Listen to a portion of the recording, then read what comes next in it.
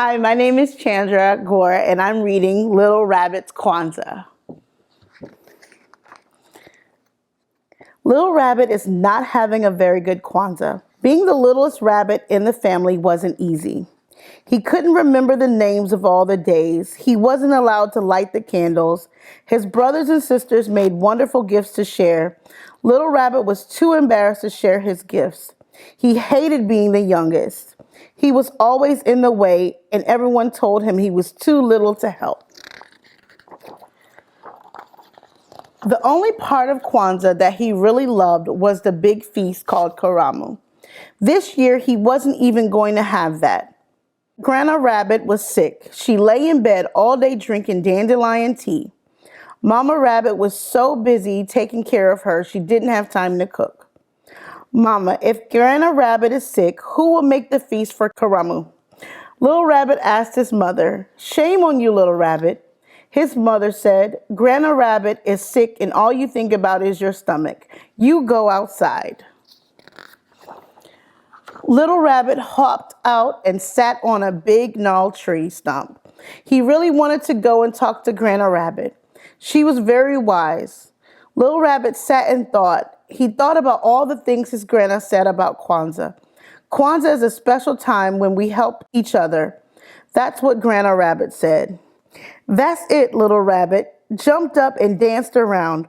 I'll bring Grandma Rabbit a special treat for Karamu. That will make her feel better. Little Rabbit hopped down the road. Where are you going so fast, Mama Oriole asked Little Rabbit. I'm going to find a tasty treat for Grandma Rabbit. She's sick. I want her to have a good Karamu.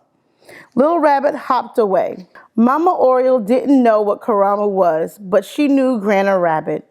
Grandma Rabbit always brought out warm seed cakes and warm pudding when the weather got cold. Poor Grandma Rabbit, said Mama Oriole. I wish there was something I could do to help. Little Rabbit stopped by the side of the path. He looked under some logs to see if he could find something special for Grandma Rabbit. What are you doing, Little Rabbit? Asked Groundhog, sticking his head out of a patch of grass. I'm trying to find a zawadi for Grandma Rabbit. She's sick. I want her to feel better. Little Rabbit hopped off. Groundhog didn't know what zawadi was, but he knew Grandma Rabbit. She always had time to make little toys for the animals when they were bored. Poor Grandma Rabbit, said Groundhog. I wish there was something I could do to help. Little Rabbit hopped down to the pond. Maybe he could find something pretty for Grandma Rabbit. What are you doing, Little Rabbit? Asked the frogs. I'm looking for something pretty for Grandma Rabbit.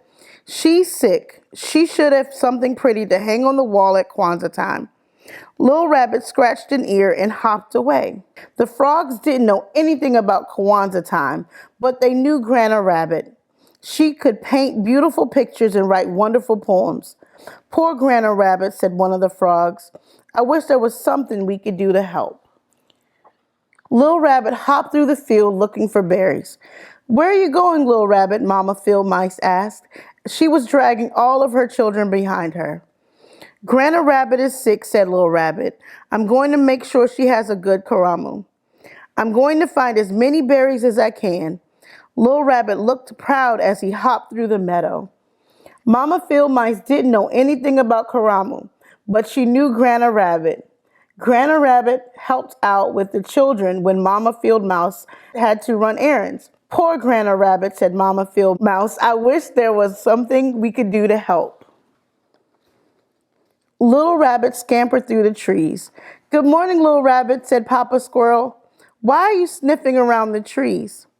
I'm looking for something to give Grandma Rabbit. She's sick. I want to have a good Kwanzaa. Little Rabbit hopped away. Papa Squirrel didn't know anything about Kwanzaa, but he knew Grandma Rabbit. She always helped him gather nuts in the fall. She even helped him remember where he hid them. Poor Grandma Rabbit, said Papa Squirrel. I wish there was something I could do to help. Little Rabbit spent the whole day trying to find something for Grandma Rabbit. He searched as hard as he could, but he couldn't find anything at all. He was very sad. I guess I'm too little to do anything. As the sun was setting, he hopped slowly home, where he opened the door. He had a big surprise. Everyone was there. Grandma Rabbit was sitting in the big chair with a huge smile on her face.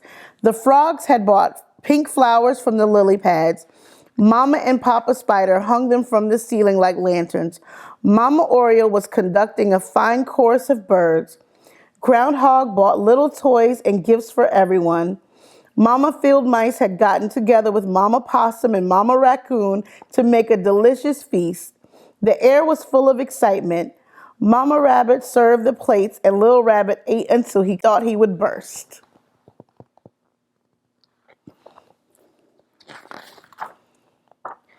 After that, Papa Rabbit told funny stories about Brer Rabbit, Anansi the Spider, Guinea Fowl, and Mosquito.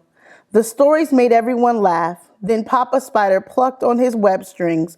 Cricket got out his fiddle, and all the animals had a wonderful dance. Grandma Rabbit taught everyone a new word. Harambe, she called out to her friends, and they danced. It means let's pull together. We don't need anyone to tell us that, said Papa Squirrel. We already pulled together. Everyone laughed and shouted, Harambe, Harambe, Harambe. When Karama was over, Little Rabbit sat with his grandma in a big chair. Why are you so sad, Little Rabbit? His grandma asked. Didn't you have a good time? Yes, Little Rabbit said quietly, but I wanted to do something special for you. Grandma Rabbit just laughed. You silly rabbit, she said, hugging Little Rabbit tight. If you hadn't gone off looking for Karamu this morning, it would have never have found its way here tonight. Little Rabbit frowned, but I'm the only one who didn't have anything to share. His grandma smiled. You shared your dream, Little Rabbit, and your dream brought us all of our friends and neighbors together. That's a big thing. Little Rabbit felt proud. My dream did all that? Yes, I'm not surprised, though, his grandma said. Why not? Little Rabbit asked.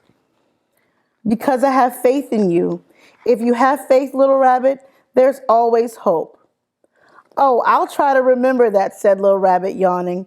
By the way, said Grandma Rabbit, snuggling him close, this was the best Karamo ever. And the end.